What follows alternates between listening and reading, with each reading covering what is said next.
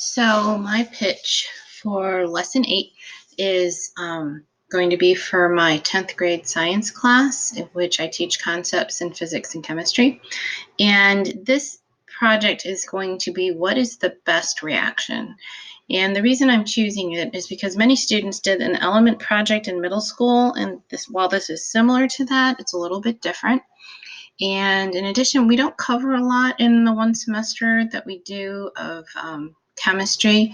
So there's a lot of things that we just can't do as far as a project because they don't have a lot of the background. But we do cover enough for this. And in addition, this allows us to connect the last 3 chapters of material that we cover all in one project. So the reason I think it's going to work is because I did something kind of similar to this past year during distance learning. I had made some videos of various chemical reactions that I did at home with my very geeky family, and the students said that they loved watching them. And I would ask them to come up with the chemical formulas and balance the chemical reactions, and they said that this was awesome to them. They liked being able to see the reaction. They then really enjoyed taking what they learned about naming and balancing equations, and they said that they would do this all day if they could actually see all these reactions, because it was way more meaningful to them than actually just having a worksheet of chemical reactions. So I wanted to take this a step further and ask them to come up with what's the best reaction.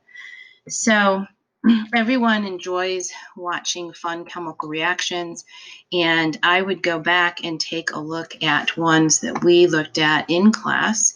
And some of the ones that we looked at was this lead iodide precipitation, where they had this, I showed them this video, and then they could see the precipitate forming. So that was one type.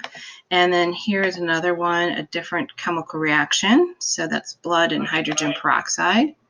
And then this is the barking dog one. And they all like this one because it makes a lot of noise. And then, this is the potassium permanganate. So they can see the color change as they pour that in. So this allows us to go and take a look at things that we've looked at already in the year. And so I would start out with asking, what's your favorite reaction? Do you like different colors, precipitates, explosions, gases given off, light given off? And now is your chance to find a fun chemical reaction to share with your class. So the first step is to look at a minimum of 10 chemical reaction videos and find your favorite 3. Then I'm going to ask them to create a slideshow explaining why you think these 3 are the best and what is the outward sign of a chemical reaction demonstrated for each of those 3. And when they select their top winner, I'm going to have a Google Doc so that they can be set up where everybody can vote. And the winner is going to receive a Beaumont cookie, which is a coveted item at our school. The caveat is going to be that it needs to be a unique video. So if 10 people from the same class picks the same chemical reaction, they'd have to be splitting that cookie 10 ways.